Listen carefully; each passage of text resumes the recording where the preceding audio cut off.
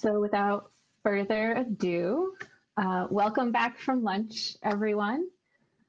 Next up, we have Madeleine Gleave, the Chief Data Scientist at Nithio. Nithio is an energy finance platform that provides analytics and financial solutions in Africa's distributed energy sector. Today, she is presenting her talk, Data Science is Key to Achieving Energy Access in Africa. All right, thank you, Sarah, for that introduction. So I'll go ahead and get started. So here's my picture. Feel free to contact me on Twitter, on LinkedIn, or check out Nithio's website. Yeah, Sarah's introduction of who Nithio is really helpful.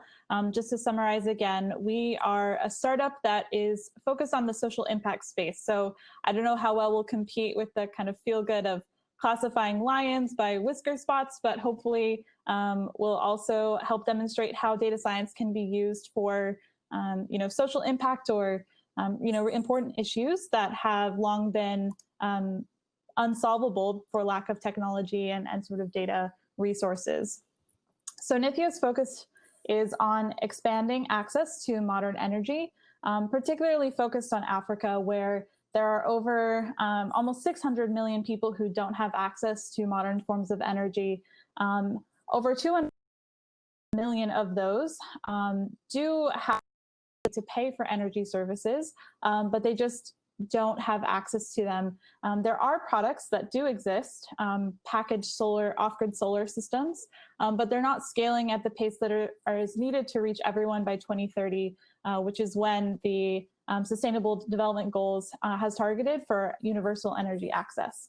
So Nithio seeks to provide credit risk analytics solutions and financing that help unlock that access at scale.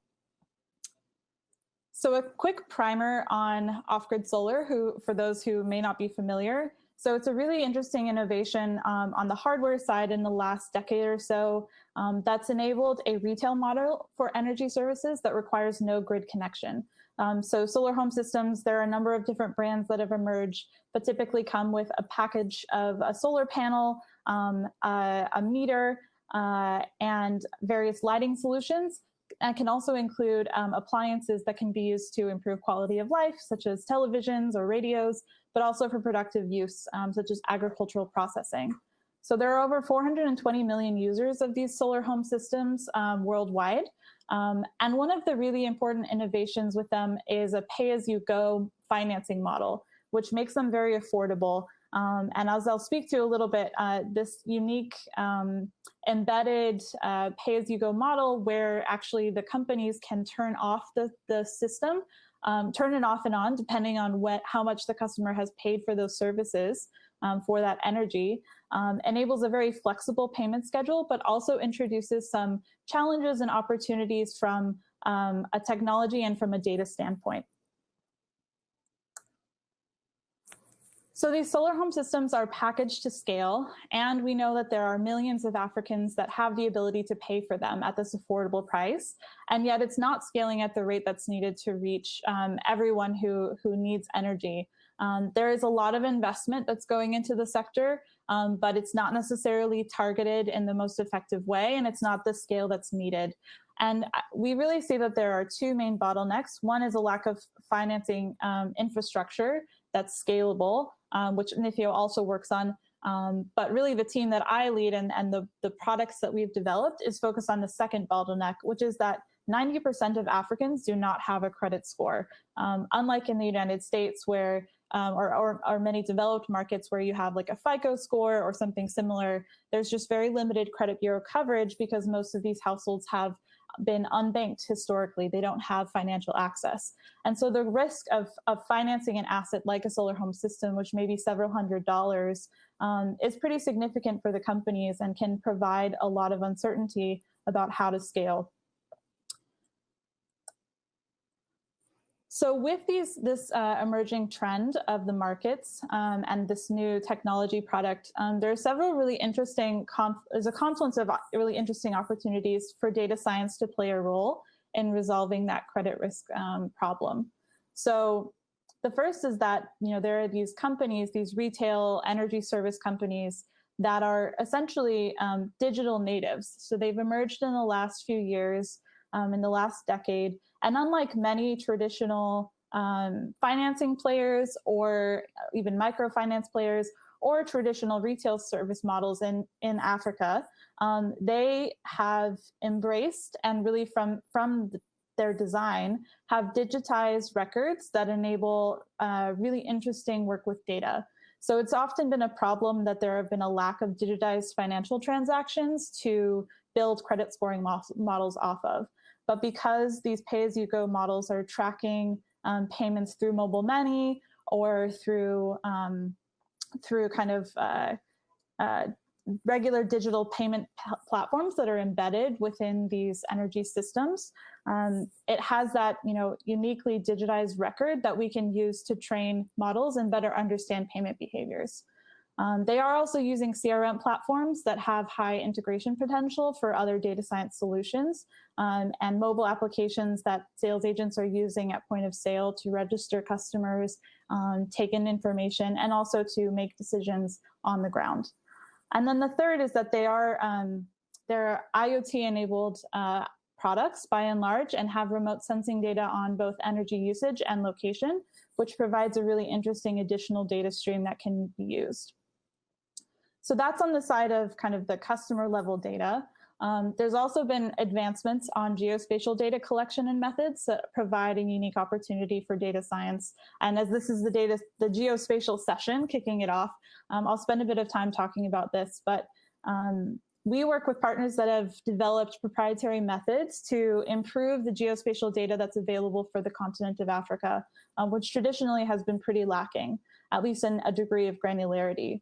So using harmonization of household surveys that have been conducted by large-scale entities like the World Bank, USAID, the UN, and then combining that with satellite imagery to produce very granular, high-resolution raster layers up to 1 square kilometer of estimates of socioeconomic and environmental characteristics that are highly predictive of credit risk and ability to pay.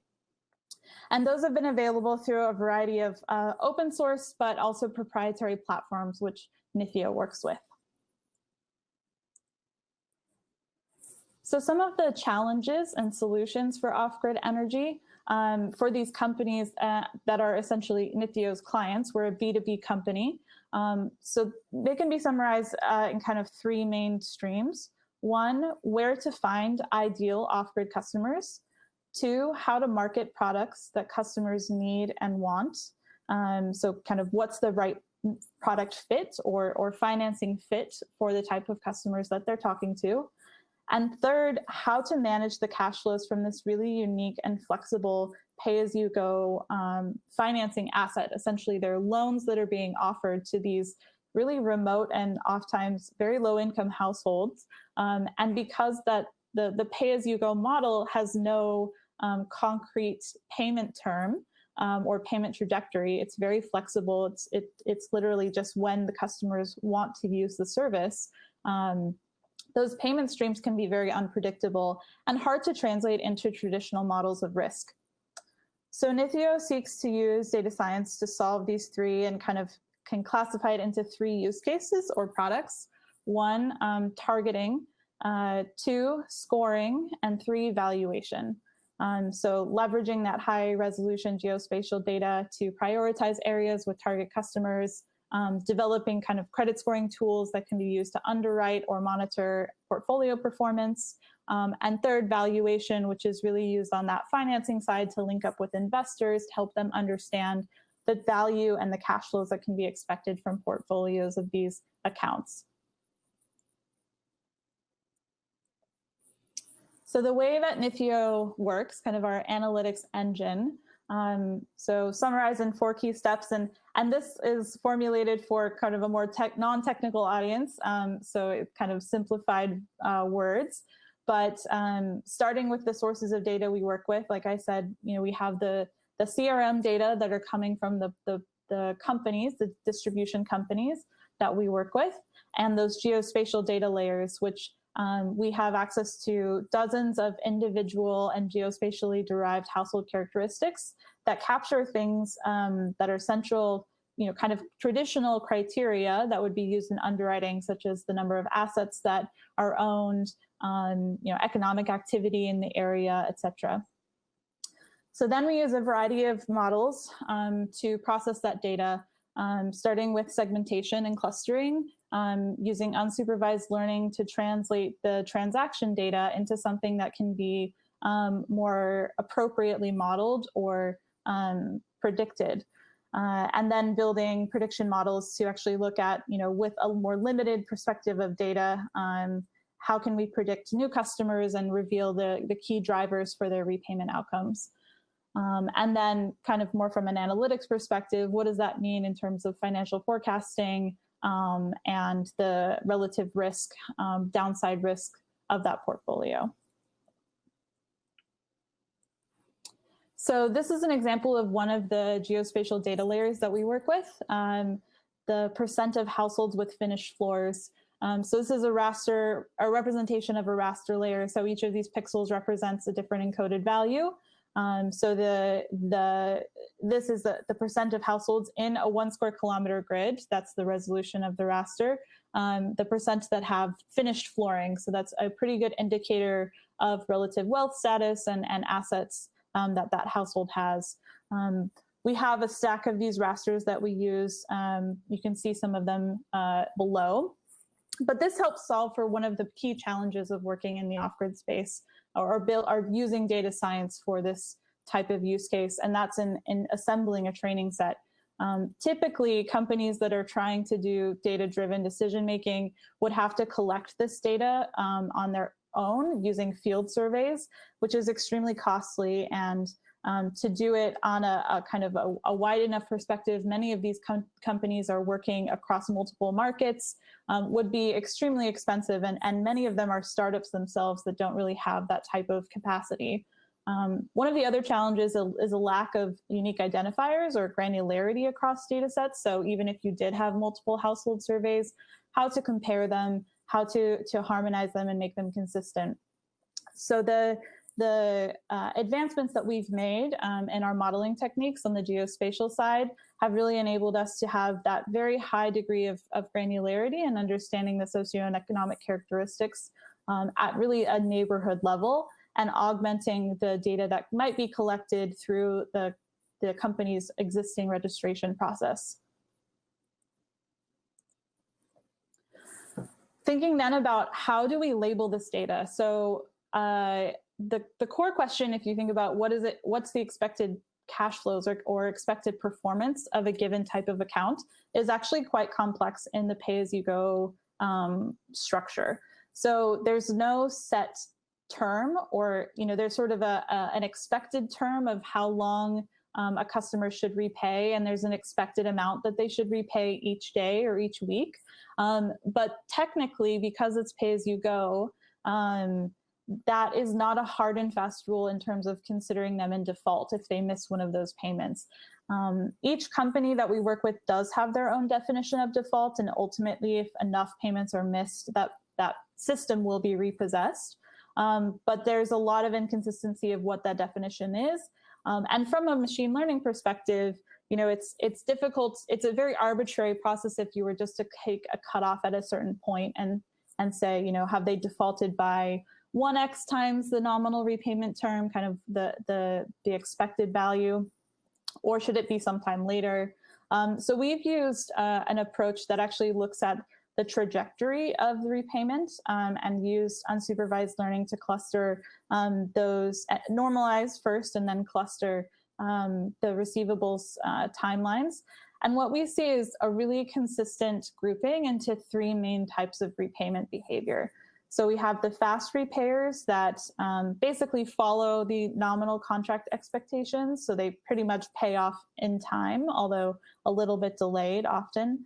Then there's the moderate repayers, which are still engaged customers. They haven't churned, but they may have extended gaps, maybe because of a growing season if they're a farmer and that's where they're getting most of their income from, or They're using it as a substitution for the grid that might be very unreliable. So there's a lot of factors that could lead them into that.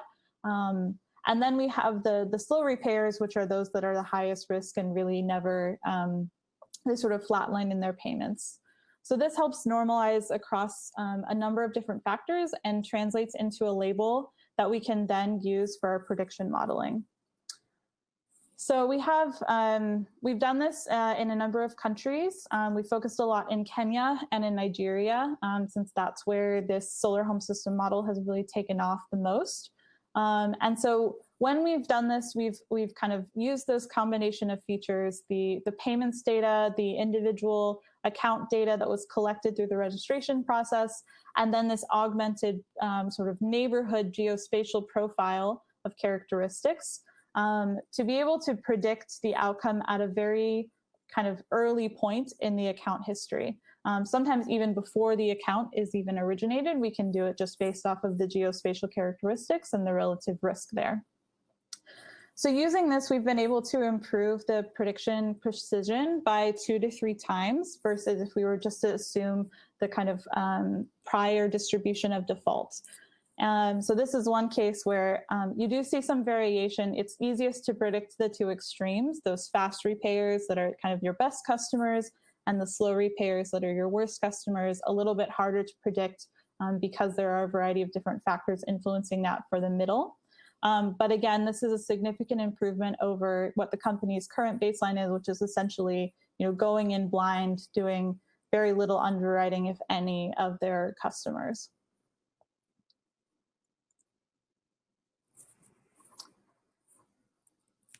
So what does this look like in action? So I wanted to highlight, given the focus of this session, our targeting work, which is the most kind of geospatially oriented. And this gives an example of kind of how we layer those different geospatial characteristics and the prediction model, that the segmentation labeling for the transaction history to arrive at kind of a prioritization of, to answer that first question I talked about of, where are the ideal customers for these types of solar home system products? So this one, we're looking at a company that would be marketing a solar TV product, which has been extremely popular, especially in the COVID era, where we've had a lot of households really needing that connectivity for entertainment. They're spending more time at home during lockdowns in a lot of these places, but also for information and getting accurate updates on the situation across the country.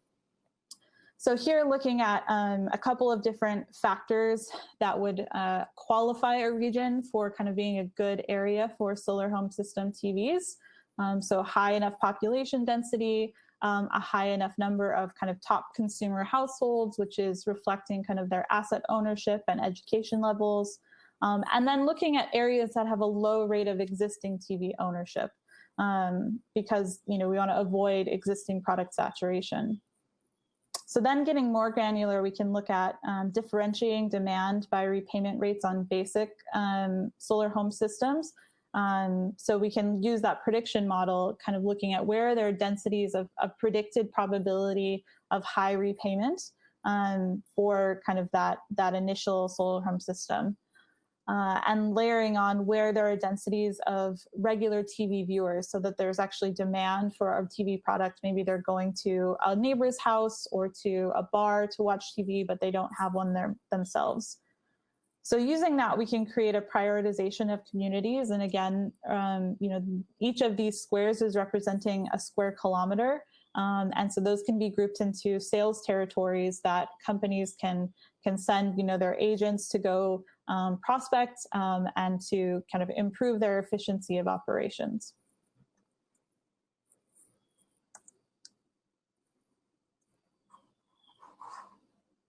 So this is a little bit different of a perspective here, looking at productive use products. So things that can generate economic benefits for the households, which is a really important priority, and especially as we think about, how can we identify products and areas where this connection to electricity, to having energy, can not only, can basically pay for itself, right? If it can improve their income generation capacity, it can become even more affordable.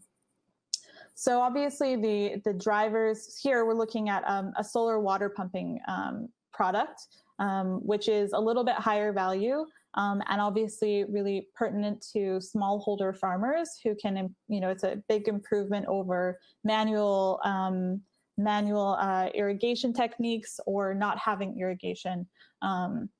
So looking at things like aridity levels and the ideal precipitation levels for agriculture, looking at from survey data we have, so that's from satellite imagery. From survey data, we can understand what the existing water sources that are used by farmers. Again, then we can layer on that credit projection of where we expect to see high creditworthiness and high repayment rates. And then looking at kind of filtering by population density to filter out kind of dense urban areas to really focus on those agricultural hubs. So this is a project that we did to help actually government entities identify areas where it would be important to provide kind of these programs to support companies to roll out solar water pumping, in this case in Nigeria, and identify kind of that high market suitability for solar water pumps.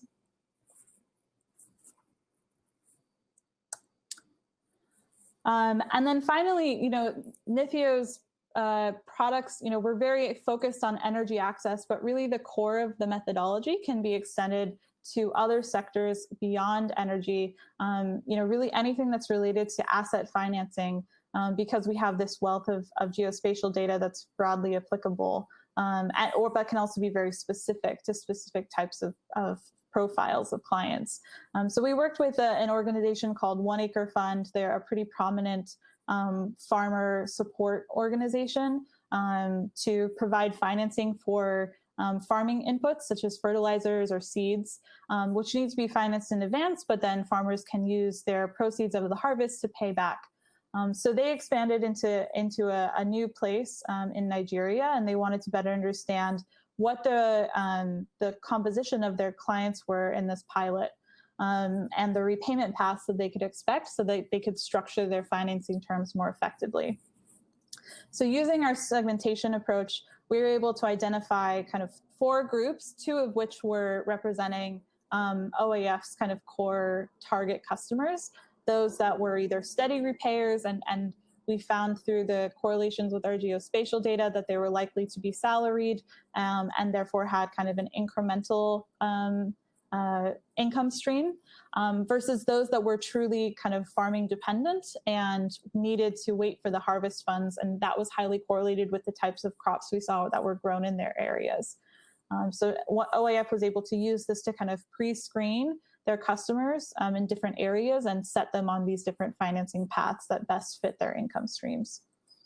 And we were also able to use an indexing approach, a combination of the most predictive raster layers to identify the likelihood of ability to pay, and establish a market size for, as OAF expanded into new areas within the state in Nigeria, what they could expect kind of their market size to be, and then actually prioritize specific communities to go into.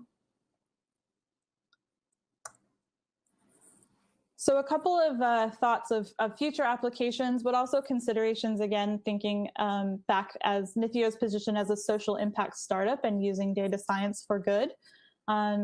So we think about how do we use this scoring application for entities beyond just kind of the company's kind of portfolio management, which is a really important one, but thinking about how can this be used to really target concessional assistance, subsidies or incentive programs, financing or grants available through the government or through foundations to really target those most vulnerable households, the slow repayers that might be in areas that are subject to climate change or have older kind of poverty indicators that are really high, so that we're not just kind of cherry picking off the top the best kind of commercial customers, but ensuring everyone has access to electricity.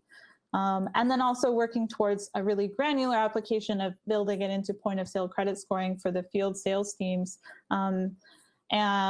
which ties into, I think, the second set of questions of, how are we ensuring that these data science tools reduce inequality and not reinforce it? So again, thinking about that, how do we connect the right type of product that's affordable to all types of households and connect the kind of grant subsidies and assistance that does exist to those that need it most. And then also thinking about, in these emerging markets with increasing digital access, as they've introduced, these new types of digitized tools, how do we ensure that that data is being used responsibly and ethically, especially as there are kind of evolving data privacy regulations that might be not as well enforced as in more developed markets. So Nithio has taken a role in ensuring that the data that we're using is fully anonymized to the extent possible, and kind of advocating for that data privacy and protection. I think that I hope I am on time, but I want to make sure if there are any questions, and give a quick caveat that we are actually hiring for positions. So if anyone's interested in learning more about what we do, would recommend going to our website or reaching out to me. We're hiring for a data scientist position and would love to chat with you.